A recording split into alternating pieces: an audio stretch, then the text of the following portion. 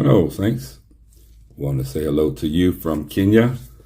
We've been sharing some of our insights and about our trip to Kenya for Mission Kenya 2024.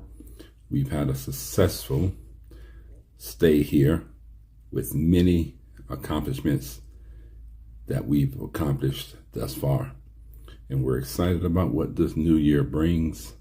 I want to take a little time now to get a little more detailed into some of the ins and outs of Kenya, what I have observed, and some of the information that you may find helpful to you if you're considering a trip to Kenya or a stay in Kenya or even retiring in Kenya. So I'm yet to discover all the information that you may need, but there are some very important insights that I feel I've already have that can help you a lot. So for housing, it's one of the number one issues that people would ask about, the cost of housing. And when I talk about the cost of housing, you have to base it on what lifestyle are you looking to live. Nairobi is the capital of Kenya, and it's a cosmopolitan city, equal to New York or Los Angeles, Atlanta, any major city in the U.S. So of course, when you live in the cities, your housing expenses are more. But from the information that I have gathered, living a modest lifestyle, not at the bottom, not at the top, but in the middle, you can expect to pay for a house or apartment that's comparable to U.S. standards for roughly between $400 and $800 U.S. dollars. $400 to $800 U.S. dollars. You can get a place to stay that is comparable to what you would expect in America. And that's probably anywhere from a 1-bedroom to a 3-bedroom. Yeah, in the city locations, you have access to transportation with Uber, which is very easy to get. I'm very impressed with the travel and the transportation across the country, even in rural areas. They have transportation methods that can get you to rural areas and from city to city. So you'll find transportation costs very easy. I think a trip, we're in the Raka area of Nairobi, and there's a mall maybe 2 miles away called Two Rivers Mall. If we catch an Uber there, the basic Uber is about 270 shillings. Costs about $3 U.S. dollars to go there one way. So $6 round trip. So you'll find that the transportation system is very good. Now, when you get away from the capital cities or the major cities, a mid-sized city like Nakuru, for instance, that's one of the cities that is nearest to our missions base, where the cost of living is about half the price of the cost of living in Nairobi. So that same $400 to $700 that you will pay in Nairobi for a 1 to 3-bedroom apartment, or even in Nakuru, you can get a 1 to 3-bedroom house with its own compound. The cost probably would be anywhere from $100 to $300 U.S. dollars. So you see the difference between the cost. So 1 to 300 in Nakuru, which is a mid-sized city. In the capital city, Nairobi, 3 to 800 to live a life that's comparable to life in America. Now, our missions base is located an hour north of Nakuru in more of the interior area. And so there's not a lot of development for housing there, apartments and things as such. So that area is where we purchased land, and we're building a missions-based compound, a compound for outreach and missions. We'll have a home there. We'll have 4 guest cottages, chapel, walking trails, landscaping, a place for us to train and equip our mission workers, and a place where they can live and stay and refresh in between their missions trips. Now, we purchased what they call a 50 by 100 lot. It's an eighth of an acre. In our location, they sold an eighth acre, 50 by 100 lot, for 429,000 shillings. That's a cash price. If you're paying for it with installments, It could be anywhere from $450 to $497, depending on how many months you finance it.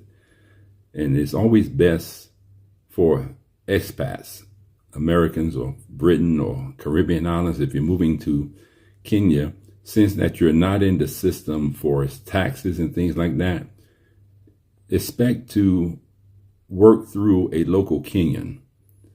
So this is why it's important to build actual relationships with real people, trusted people, people who are vetted, people that you know, that you have experience working with. Just as in any place of the country, some people will try to take advantage of you for monetary purposes. So sometimes you have to think through other people's eyes. If they feel disadvantaged, if they feel as if this is perhaps their opportunity to get money than regular means, they may try to, what some people have coined here in Kenya as the Mzungu tax. That means that you'll pay a price as a foreigner. Some of my friends tell me, you can go out with us, but don't talk. If you say something, they're going to recognize you're an American because you don't have the African accent.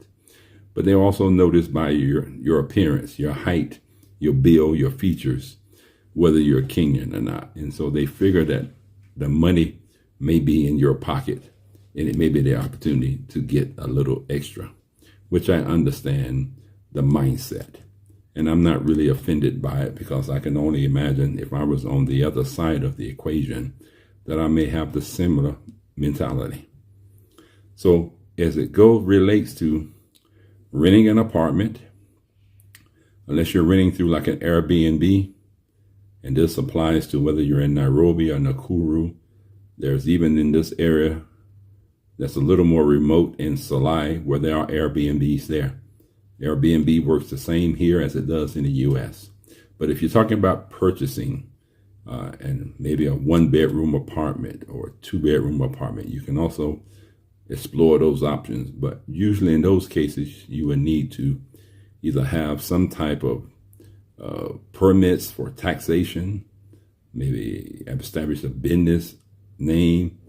But the best way I found, I've had established relationships with Kenyans all across the country over the last 20 years through our Bible college and seminary. So I have trusted relationships with people, common people that have already invested in each other that I can trust. So it's easier for me to work through them. And one of the ways that some people may feel like, well, I know I don't want to trust having my property in somebody else's name. You know, I always tell people, whether in America or not, because I also own land and houses in America. Though my name is on the documents, we realize we don't own anything in this earth. We're just using these things, have access to them while we're here in the earth. So we need to get over the hump of thinking that we're owners of anything in the earth. The earth is the Lord's and the fullness thereof. But I understand the mentality that people will convince you that you own something as a bargaining chip in order to get you to spend your money on things without really having any guarantee that you will always have access to it. Even if you're paying cash, at least in America, you have to pay the annual taxes in order to keep your property. And I'm sure it's similar here in Kenya and most places around the world that has established governments. So establish real relationships with people. If you're considering moving to another country for long term, in most cases here, unless you get a permanent status, you're going to be on a 90-day visa. It's not really a visa here in Kenya. It's called an electronic travel authorization. But it allows visitors to stay in the country for 90 days, generally speaking. And I believe there are ways that you can apply for an extension for maybe an additional 90 days. So say perhaps max 6 months, you can stay in Kenya, then you have to leave and come back. I'm not sure if there is a conditions about how long you must be out of the country before you come back. But if you have a single entry ETA, I'm particularly talking about Kenya now, you will need to apply for another ETA, which is electronic travel authorization, which will authorize you to visit and stay in the country for another 90 days. Now, what I did was apply for a multiple entry ETA, which allows me to visit the country without applying for another ETA. And that multiple entry ETA gives me 5 years of visits before I would need to apply for another electronic travel authorization. So I can leave the country, come back and visit without applying for another ETA. So it's a little different fee attached to that as opposed to the single entry ETA, which I think the price varies between, I want to say $60 and the $180, 60 being the single entry. It may even be $30. Don't quote me on that. I'll try to update the information on this video. But I believe the multiple entry is $180. And of course, you would need a U.S. passport. And I think there are a few immunizations that they require. The one that I had to get was a yellow fever immunization. They tell me that it lasts a lifetime. Some people may require a booster, but that immunization cost me roughly $250, I want to say, maybe a little more or less. And that was the only immunization that I had to get to come. So I talked a little bit about the housing situation. I left off with the fact that we were purchasing property to develop our missions base in. So we purchased 4 50 by 100 lots. And in this particular case, prices vary based on the location of your land.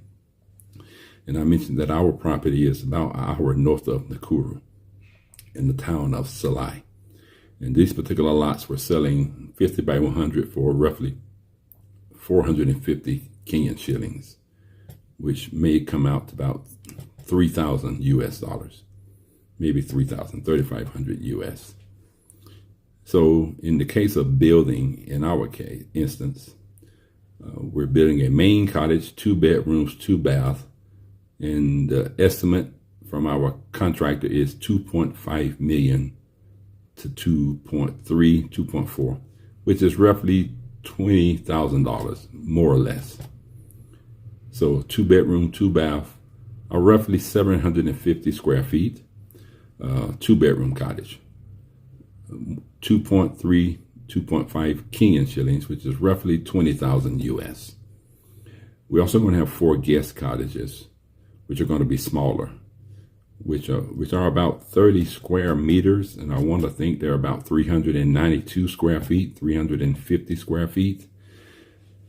Here they use meters instead of feet, so that's why I give you the difference between the sizes and measurements. But I know most people who are listening to this will be listening from the American perspective, so I'll try to give both the Kenyan as well as the American measurements, as well as dollar figures as best I can. And so those 1 bedroom guest cottages were quoted at roughly 1.3 million Kenyan shillings, which is about roughly 8,000 US dollars. So if you can calculate the prices there, 450K Kenyan shillings, roughly 4,000 US dollars, I believe, plus 20,000 to build the cottage itself. And so you'll have a 1/8 acre land, a 2 bedroom for roughly 3 million Kenyan shillings. In the case of the 1 bedroom guest cottages, 1.3 plus the 450, 1.8, 1.9 million Kenyan shillings is roughly a little over $8,000.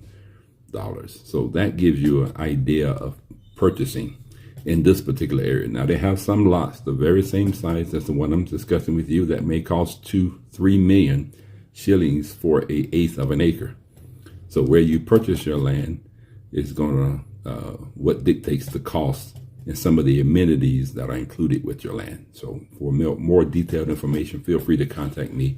I have various websites where you can see properties in different parts of the country, the prices listed, the monthly payments, and everything that's required for that.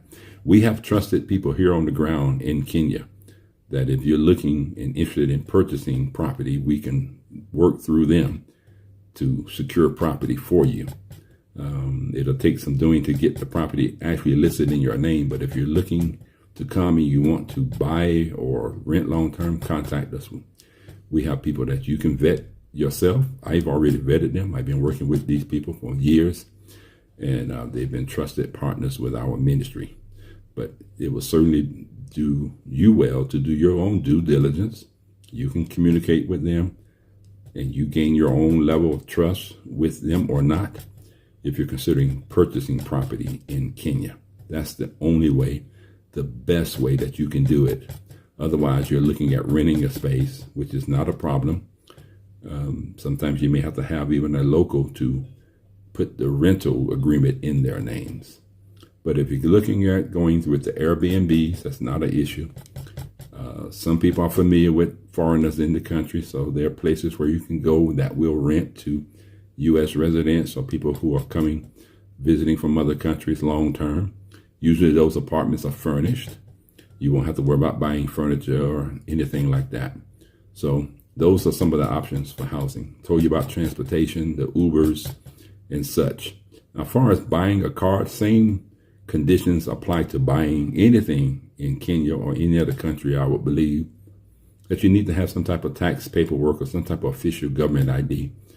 It will be the same process. If you're buying land, houses, the same things I told you would need to do.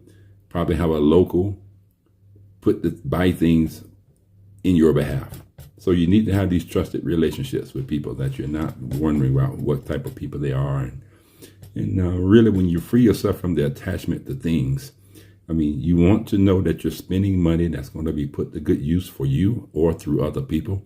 For me, we have missions works all across the country. So when I make these investments into my local team, I'm sowing into their lives as well. So it's no condition about me losing something. The work is being, the cars, the houses, the lands are being used to support our missions work across the country.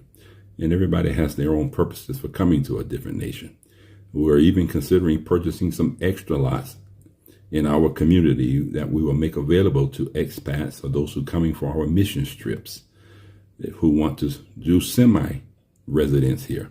Maybe come during the winter months. I was just looking at the weather in America. I'm from the East Coast of America. I live in the state of Georgia. I'm originally from South Carolina, but I've been living in Georgia. Have a security company based in Atlanta.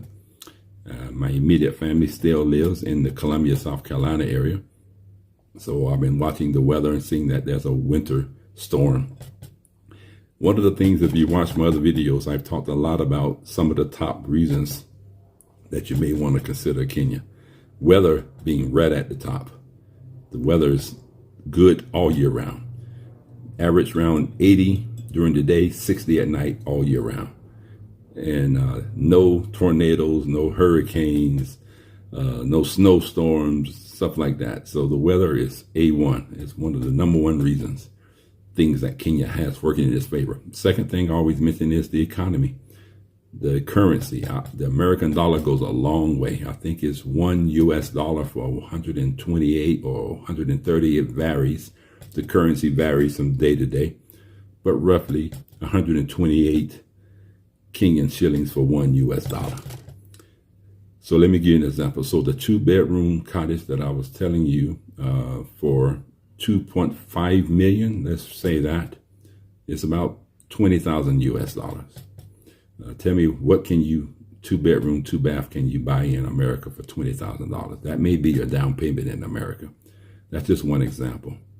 The rents for an apartment. We live in a semi-luxurious apartment. We pay 48,000 shillings a month, which is roughly 350 US for a 2-bedroom, 2-bath apartment. So you tell me, where can you buy a semi-luxury or rent a semi-luxury apartment in America for $350? So those are just some examples of the exchange rate and how far your money can go. I think in a previous, maybe not a video, but I may have posted a audio message that a single person can live in the Nakuru area, $750 a month, you're set. Housing, food, transportation, shopping, even extra money, discretionary money, $750 a month for a single person, or maybe even a couple, can live very comfortably in the city of Nakuru for that. Because I mentioned that Nakuru is a lot less expensive than the capital city. Some people from America may want to stay where things are comfortable, sidewalks and some of the amenities that you're used to in America. But if you're looking for a different, slower life pace, you would consider a city maybe like Nakuru. And if you're looking to have an even slower pace, you'll consider areas like Salai in the interior parts, where you can purchase property or live within our community that we're developing, because we're developing other houses within our community, our compound. You like to hear about that, contact us. That way you have ready-made community already here with you. No matter where you live in the world, it's not good to isolate yourself. It's good to live in community. And our ministry is a community-based ministry. It's not about coming to one location and having an hour or two each week with people, but we actually engage in people's lives on a regular, daily basis in some cases, especially when we live in community, not just in theory, but in actual reality. So if you're looking for that type of connection, living in community with others, people that you can know, people that you trust, people that you have relationships with, we love to hear from you. This is what the work we're doing, not only here in Kenya, but we established the same work in the U.S., in Georgia, in the southeast Georgia, where we have our property in Metter, Georgia, where we established a 28-acre, what we call Paradise Village there. Here, our property is also called Paradise Village, Salai, our second location. It's all about living in community. We have particularly target older people, 55 and up, in retirement, perhaps on Social Security or a pension, where your money may not be growing at this season of your life. You may be an empty nester. Your children are grown and may have families on their own. And you're looking maybe to travel a little bit or living outside the country for a little while, maybe 3 months out of the year, maybe during the winter months from December to February or March. You want to have a place where you can go. We can work with you to have a place here where you can call home, your home away from home in Kenya. And also we can talk with those of you in the U.S. about how you can establish villages, communities of like-minded people that will do life together. There are many companies we have links with that sell land, very reasonable, little to no money down, no credit checks, no banks. They'll finance it for you, usually in more rural areas where it's peaceful and tranquil, but you build connections with people, you buy land next to each other, and you live in community. So talk to me about that. That's the model for ministry. That's what we call church, doing life together.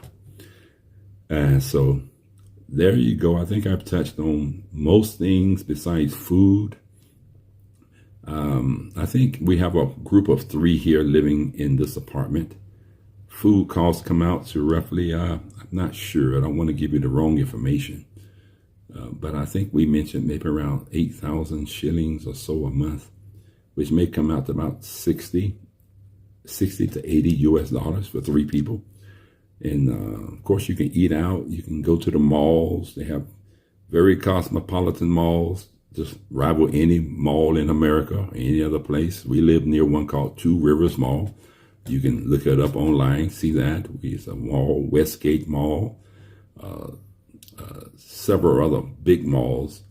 And some of the communities are very, very nice. Some of the apartment communities have walking trails, they have parks, they have schools, they have shopping right next to the places where you stay, so you don't really need a car in that instance. You can just walk to the mall, walk do your shopping. They also have things like Uber deliveries. You can order food from the grocery stores. One of the major stores that are somewhat like a Walmart here. It's called Carrefour. They can deliver things to your house. You can order your food. Someone will shop for it and deliver it to your house. So a lot of the modern conveniences that most people may be used to in America, they're here in Kenya. This is the first African country I visited as an individual citizen. I spent almost 9 years in the active duty Air Force. Of course, we traveled to the Persian Gulf in this area back in the early 90s during the first Persian Gulf War, but that was as a member of the U.S. military. So everything's different when you travel as a member of the military, because you go to installations that are isolated, military installations that are safe, secure. You're not having regular interaction with the local people. But as an individual citizen, in fact, this is my first time ever having a passport since I've left the military in the early 90s.